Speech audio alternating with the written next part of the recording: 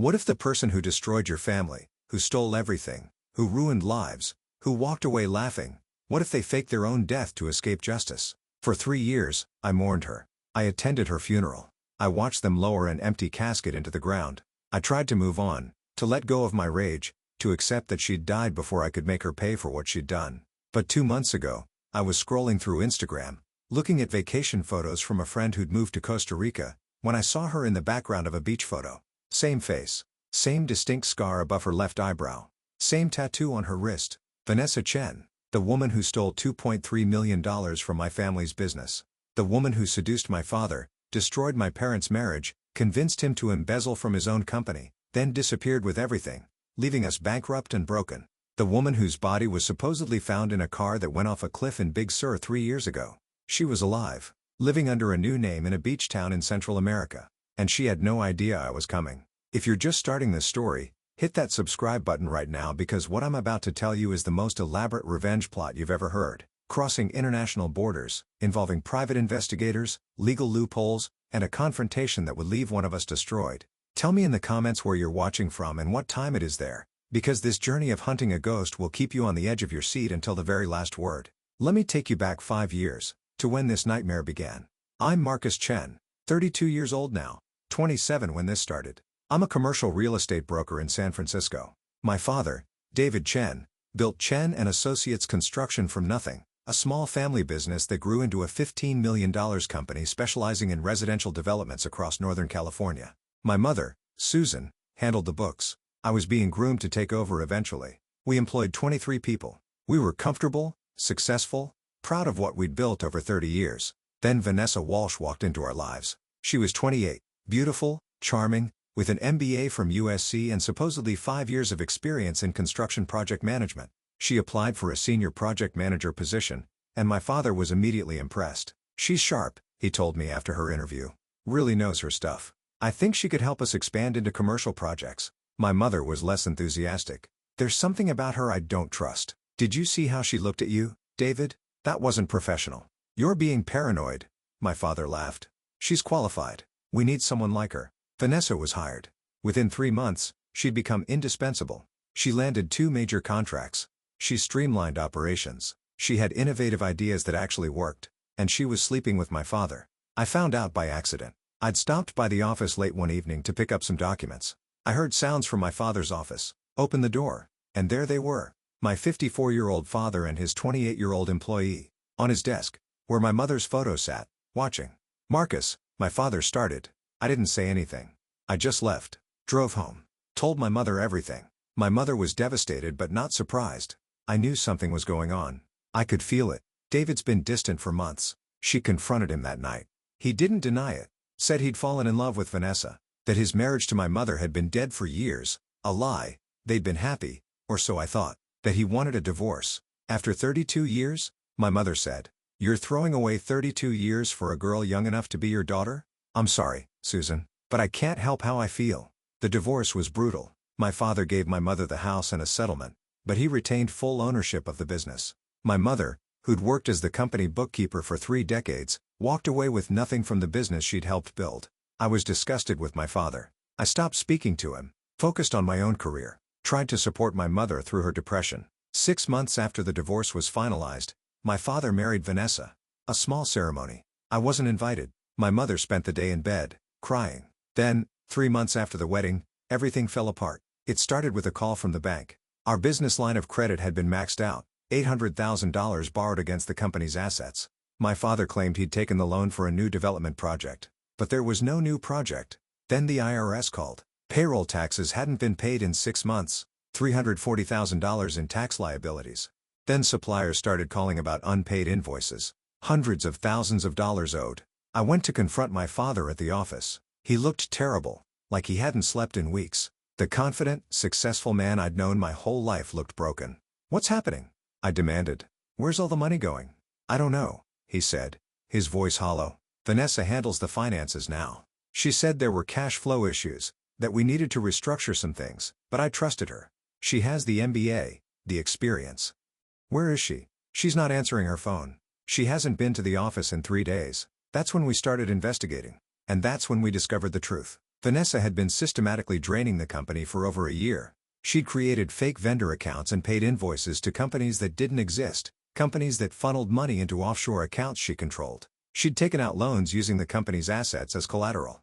She'd delayed paying real vendors and pocketed the cash. In total, she'd stolen $2.3 million. And she was gone. Her apartment was empty, cleaned out, no forwarding address, her phone disconnected, her social media deleted. She'd vanished with everything.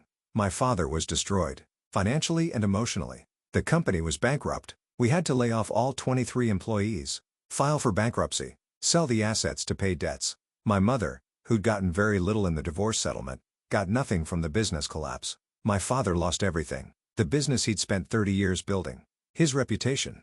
His marriage. His relationship with me. His self-respect. He moved into a cheap studio apartment. Took a job as a construction site supervisor. A man who'd owned a multi-million-dollar company was now taking orders from people half his age. Within 6 months, he'd had a massive heart attack. The stress, the doctor said. The emotional trauma. He survived, but he was never the same. Broken, defeated. A shell of who he'd been. And Vanessa? She was in the wind. Despite filing police reports, despite hiring lawyers and private investigators, we couldn't find her. She'd covered her tracks too well. Until the day a detective called with news. "Mr. Chen, I'm calling about the Vanessa Walsh case. I have some difficult news. A body was found at the bottom of a cliff in Big Sur. The car's license plate matches the vehicle registered to Vanessa Walsh. The body was badly damaged from the fall and exposure, but dental records confirm it's her. Vanessa was dead. She'd driven off Highway 1 at a notorious cliffside curve. The car had plunged 300 feet into the ocean. She'd been dead for approximately 3 weeks before the body was recovered. I remember the conflicting emotions. Relief that she couldn't hurt anyone else. Disappointment that she'd escaped justice. And a strange, hollow grief, not for her, but for the revenge I'd never get. My father didn't attend the funeral. Neither did I, but my mother went, just to see her buried, to have closure. "It's over," my mother said after the funeral. "She's gone. We need to move on." So we tried. We tried to rebuild. My father worked his supervisor job. My mother took work as a bookkeeper for other small businesses. I focused on my career. We tried to move on from the woman who destroyed us, until I saw her face in that Instagram photo. If you're hooked on this story, hit that like button right now. Comment below, would you pursue revenge or let it go? This is just the beginning of the hunt. The photo was from 2 months ago. My college friend, Brian, had moved to a beach town called Nasara on the Pacific coast of Costa Rica. He'd posted a series of vacation photos with the caption "Living the Pura Vida Life." In one photo, a shot of the beach at sunset with tourists and locals scattered across the sand, I saw her. She was in the background, maybe 30 feet behind where Brian was standing. Walking along the water's edge, she was wearing sunglasses and a sun hat, but the face was unmistakable.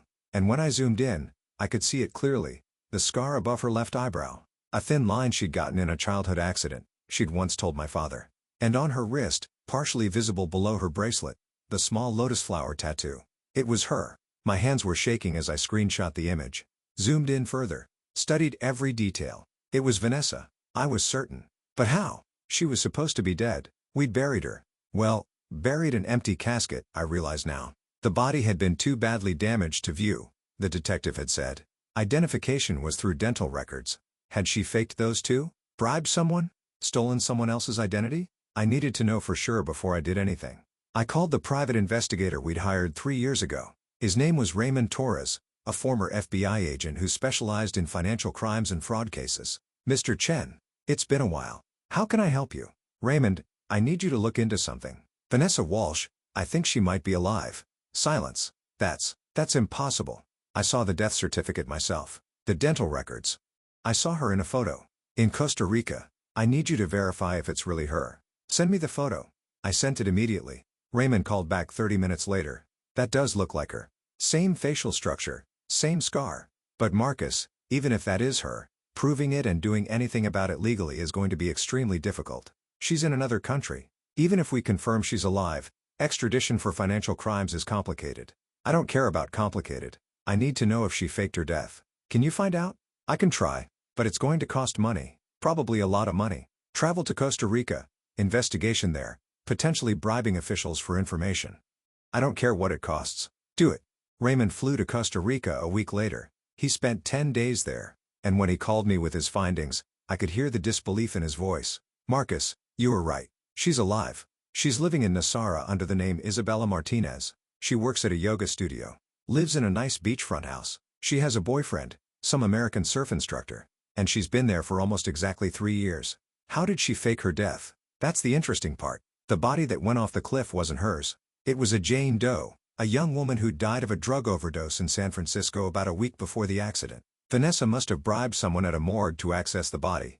She put the corpse in her car, drove it to that cliff, pushed it over, and walked away. The impact damaged the body so badly that visual identification was impossible. But somehow, she also switched the dental records, probably bribed a dental office employee or broke into a records office. And the police just accepted it? The body was female, approximate right age, right general size. The car was registered to Vanessa Walsh. Her phone and purse were in the car. And honestly, the police weren't looking that hard. It seemed like an accident. Tragic, but straightforward. They had no reason to suspect fraud. What about the money? The $2.3 million she stole? I tracked some of it. She funneled it through shell companies and cryptocurrency. Eventually, it ended up in accounts in Panama and the Cayman Islands. She's been living off it for 3 years. Not lavishly, she's keeping a low profile, but comfortably. I felt rage burning through me. She murdered someone. She stole a corpse and used it to fake her death. That's not just fraud. That's desecration of a body, at minimum. Maybe even murder if she's the one who caused that woman's overdose. I thought about that. I did some digging on the Jane Doe. She was a homeless addict who died of a fentanyl overdose. The overdose was accidental. Her drug dealer was arrested and admitted he sold her the drugs. So Vanessa didn't kill her, but she absolutely desecrated and disposed of a human body. Can we have her arrested? In Costa Rica? No. In the US? Maybe, but it would require her to come back, and she's clearly not planning to do that. Costa Rica doesn't have an extradition treaty with the US for financial crimes, and even for the body desecration charges, extradition would be difficult to enforce. So she just gets away with it? Raymond was quiet for a moment. Legally? Probably. But Marcus, I need to ask you something. What's your endgame here? What do you actually want? Good question. What did I want? I wanted her to pay. I wanted her to suffer the way my family had suffered. I wanted her to lose everything the way we'd lost everything. I wanted revenge. I want to confront her, I said.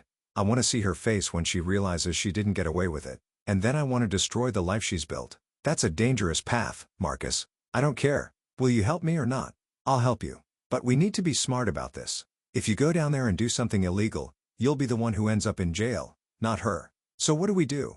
We plan. We prepare. And we make sure that when we strike, it's devastating and it's legal. Subscribe right now because what we planned was brilliant. Drop a comment telling me, is revenge ever justified? This is where the hunt truly begins. Over the next 3 weeks, Raymond and I built a comprehensive plan. The goal wasn't just to expose her. It was to systematically dismantle her entire new life, brick by brick, until she had nothing left. Just like she'd done to us. Raymond returned to Costa Rica and spent 2 weeks conducting surveillance. He documented everything: where she lived, where she worked, who her friends were, what her routines looked like. Vanessa, or Isabella, worked at a beachfront yoga studio called Soli Luna. She taught morning and evening classes. She was popular, had built up a loyal following of both expats and locals. She lived in a small house about a mile from the beach. Modest but nice. She drove a used Jeep. Had a golden retriever named Paz. Her boyfriend, Tyler, was 35, from California, had moved to Costa Rica 5 years ago to find himself. He taught surfing lessons and worked part-time at a bar. They'd been together for about 18 months. Seemed happy. Posted photos on Instagram, her Isabella Martinez account, of beach sunsets, yoga poses, romantic dinners. She'd built a whole new life. A peaceful, simple life. The kind of life people dream about when they talk about escaping the rat race. All of it built on stolen money and a fake death. Raymond also discovered something crucial. Vanessa was applying for permanent residency in Costa Rica. She'd hired a lawyer and was in the process of trying to become a legal resident, which would make her even harder to go after. We need to move before that residency comes through, Raymond said. Once she has legal status there, she's even more protected. Our plan had 3 phases. Phase 1. Expose her true identity. We needed everyone in her life to know who she really was. Her boyfriend, her employer, her friends, the local community. Raymond would create a comprehensive dossier. Her real name, her photo from when she was Vanessa Walsh, documentation of the theft, news articles about our company's bankruptcy, evidence that she'd faked her death. We'd send this to everyone in her life. Make it impossible for her to maintain the Isabella Martinez lie. Phase 2. Legal action. While exposure was happening, we'd file civil lawsuits in the US for the stolen money. We'd alert Costa Rican authorities about the identity fraud she was committing. We'd contact the U.S. Embassy in Costa Rica. We couldn't get her arrested easily, but we could make her life legal hell. Phase 3. Confrontation. This was where I came in. Once her life was crumbling, once everyone knew who she really was, I would go to Costa Rica and confront her face to face. I would look her in the eye and tell her that justice had finally caught up with her. "Are you sure you want to do this?" Raymond asked. "Once we start, there's no going back." I thought about my father, working a job he hated at 60 years old. I thought about my mother, who'd never recovered from the financial devastation. I thought about the 23 employees who'd lost their livelihoods. "I'm sure." "Then let's take her down." We started with Phase 1. Raymond had created a beautiful website. Professional, well-designed, impossible to ignore. The URL was thetruthisisaboutisabellamartinez.com. The homepage had her photo, both as Vanessa and as Isabella. Side by side, undeniable proof they were the same person. Below that, the full story, who she really was, what she'd done, the lives she'd destroyed, the deaths she'd faked. We included documents, police reports, bankruptcy filings, news articles, bank records showing the theft, even photos from my father and Vanessa's wedding, with a timeline showing how quickly she'd disappeared afterward. We included the Jane Doe story, explaining how she'd likely stolen a homeless woman's body to fake her own death. And we included a simple message: if you know this woman, you need to know who she really is. Then we sent the link to everyone. Her boyfriend Tyler got an anonymous email. "The woman you love is not who she says she is." Her employer at the yoga studio: "Your employee Isabella Martinez is actually Vanessa Walsh, a fugitive from the United States." Her yoga students: mass email to everyone whose email we could find from the studio's website. Her neighbors: we found a Nasara community Facebook group and posted the link. Local expat groups: same thing. We even contacted a local Costa Rican newspaper and gave them the story, "American Fugitive Living in Nasara Under False Identity." Within 24 hours, the website had over 2,000 visits. Within 48 hours, the story was everywhere. Local news picked it up. American expat blogs wrote about it. The yoga studio's Facebook page was flooded with comments. And Vanessa's carefully constructed life began to collapse. Tell me in the comments, is this justice or going too far? Hit subscribe because the confrontation is coming and it's explosive. Raymond was still in Costa Rica when the expose went live. He monitored everything and sent me updates throughout the day. Hour 1. Tyler received the email. He clicked the link. Raymond knew because we had tracking software that showed not only visits but time spent on the page. Tyler spent 23 minutes on the site. Hour 3. Tyler's car pulled up to Vanessa's house. They were inside together for 45 minutes. Raymond could hear shouting, even from his surveillance position down the street. Hour 4. Tyler left. Alone. He looked devastated. Hour 6. The yoga studio posted a message on their Facebook page: "Isabella Martinez is no longer employed at Sali Luna Yoga. We were unaware of her background and apologized to our community." Hour 12. The local newspaper published the story online. "American fugitive discovered living in Nasara under false identity." Hour 18. The U.S. Embassy in Costa Rica received our information and began an investigation. Hour 24. Costa Rican immigration officials showed up at Vanessa's house. Her permanent residency application was denied and flagged for fraud. Hour 48. Vanessa's Instagram account, the Isabella Martinez one, was deleted. Hour 72. Tyler posted on his own Instagram: "Sometimes the person you think you know is a complete stranger. I'm heartbroken and betrayed. Please respect my privacy during this difficult time." Raymond sent me photos and updates. Vanessa was falling apart. He saw her at the grocery store looking paranoid, constantly checking over her shoulder. She'd cut her hair short and dyed it dark. She was trying to disguise herself, but it was too late. Everyone in Nasara knew. People stopped saying hello to her, crossed the street when they saw her coming, left negative reviews on the yoga studio's page mentioning her. She'd been part of a community. Now she was an outcast. "She's isolated," Raymond reported. "No boyfriend, no job, no friends. She barely leaves her house except for necessities, and when she does, people stare." "Good," I said. But I wasn't done. I wanted more than her social isolation. I wanted her to feel the same financial devastation she'd inflicted on us. So we moved to Phase 2. With help from an attorney, we filed a civil lawsuit in California for the $2.3 million plus damages. We attached liens to any property we could find connected to her, including her house in Costa Rica, which we discovered was purchased under a shell company she controlled. We sent documentation to her Costa Rican bank, explaining that the money in her accounts was proceeds from fraud and theft. Costa Rican law enforcement froze her accounts pending investigation. Suddenly, the money she'd stolen, the money she'd been living on, was inaccessible. She couldn't pay her rent, couldn't buy groceries, Couldn't hire a lawyer to fight back. We'd cut off her resources. 2 weeks after the exposé, Raymond called me with news. She tried to flee. She went to the San Jose airport and attempted to board a flight to Mexico City, but her passport was flagged. U.S. Immigration Services had put a hold on it due to the fraud investigation. She was detained for 6 hours then released, but they wouldn't let her leave the country. So she's trapped. She's trapped. That's when I booked my flight to Costa Rica. It was time for Phase 3, the confrontation. Subscribe and hit that like button. Tell me in the comments, what would you say to someone who destroyed your family? The face-to-face meeting will leave you speechless. I arrived in Costa Rica on a Wednesday. Raymond picked me up at the airport and drove me to Nosara. The town was beautiful, pristine beaches, lush jungle, incredible sunsets, the kind of place people fantasize about running away to.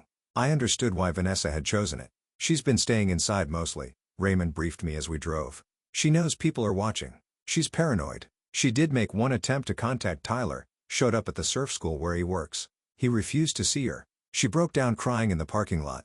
Good.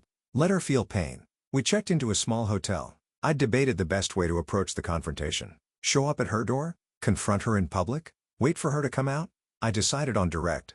I wanted to see her face when she realized I was there. The next morning, Raymond and I drove to her house. It was 9 a.m. A small, pale blue house with a red roof. Her Jeep in the driveway. The golden retriever in the yard. I knocked on the door. My heart was pounding. No answer. I knocked again. Vanessa, I know you're in there. It's Marcus Chen. Silence. Then I heard movement. Footsteps. The door opened a crack. Chain still attached. And there she was. The woman who destroyed my family. She looked terrible. Hair dyed dark and choppy. No makeup. Dark circles under her eyes. Wearing sweatpants and a stained t-shirt. So different from the polished, professional woman who'd walked into our office 5 years ago. Marcus, she whispered. Her face went white. Hello Vanessa. You look like you've seen a ghost. Funny, because I thought I'd seen your ghost 3 years ago at your funeral. I can explain. Can you? Can you explain stealing $2.3 million from my family? Destroying my father's business? Ruining my mother's life? Faking your own death using some poor woman's corpse? She tried to close the door. I pushed against it. Don't you dare close this door. You don't get to run away again. What do you want? Her voice was shaking. I want you to look me in the eye and admit what you did. I didn't mean for anyone to get hurt. Bullshit. I was shouting now. You seduced my father. You married him. You spent over a year systematically stealing from his company. You destroyed 23 people's livelihoods. You bankrupted us. My father had a heart attack from the stress. My mother lost everything. And then you faked your death and ran away to live in paradise on stolen money. Every single thing you did was calculated and deliberate. Tears were streaming down her face. I'm sorry. I'm so sorry. I was desperate. I had debts. I made terrible choices. You made evil choices. There's a difference. What do you want from me? You've already destroyed my life here. I have no money, no friends, no job. My boyfriend left me. I can't even leave the country. What more do you want? I looked at her, really looked at her. This broken, pathetic woman crying in a doorway. 3 years ago, I would have given anything to see her like this. To see her suffering. To have her beg for forgiveness. But standing there, looking at her, I felt empty. I want my father's life back, I said quietly. I want my mother's security back. I want those 23 employees' jobs back. I want the 3 years we spent thinking you were dead back. Can you give me any of that? No, she sobbed. I can't. Then there's nothing you can give me that matters. I turned to walk away. Marcus, wait, please. I stopped but didn't turn around. I know you probably won't believe me, but I think about what I did every single day. I've lived in fear for 3 years. Afraid someone would recognize me. Afraid the life I'd built would fall apart. And now it has. And maybe I deserve it. Maybe this is karma. But please, I'm begging you, don't send me to prison. I can't. I won't survive that. I turned back to face her. You know what's funny? Even if I wanted to send you to prison, I probably can't. Costa Rica won't extradite you for financial crimes. And the US can't touch you as long as you stay here. So you're safe from prison. But you know what you're not safe from? Living with what you did. Every day. For the rest of your life. In this country where everyone knows who you are and what you did. Where you can't leave. Where you have no money, no future, no peace. That's not justice. That's torture. You're right, it is torture. Just like what you did to my family was torture. The difference is, we didn't deserve it. You do. I walked back to Raymond's car and got in. As we drove away, I looked back. Vanessa was standing in her doorway, crying, her dog beside her. She looked destroyed, broken, hopeless. And I felt nothing. No satisfaction. No joy. Just emptiness. Did you get what you needed? Raymond asked. I don't know, I admitted. I thought confronting her would make me feel better, but it just made me feel tired. Tell me in the comments, is this how revenge should feel? Hit subscribe because the story isn't over. The ending will surprise you. I stayed in Costa Rica for 3 more days. Not because I wanted to watch Vanessa suffer more, but because I needed time to process everything. On the second day, Tyler, Vanessa's ex-boyfriend, reached out to me through Instagram. He wanted to talk. We met at a beachside cafe. Tyler was tall, tanned, looked like the quintessential surf bum, but his eyes were sad. I'm sorry about what she did to your family, he said. I had no idea. For 18 months, I thought I knew her. I loved her. We talked about marriage, about building a life together. And the whole time, she was someone else entirely. Did you have any suspicions? Any red flags? Looking back? Maybe. She never talked about her past. She'd say she wanted to live in the present. She never wanted to visit the States, even when I suggested we go to California to meet my family. She was weird about photos, didn't want her face on social media much, but I just thought she was private. I didn't think she was hiding from a criminal past. What will you do now? Stay here, I guess. This is my home. I built a life in Costa Rica before I met her. I'll rebuild now that she's gone.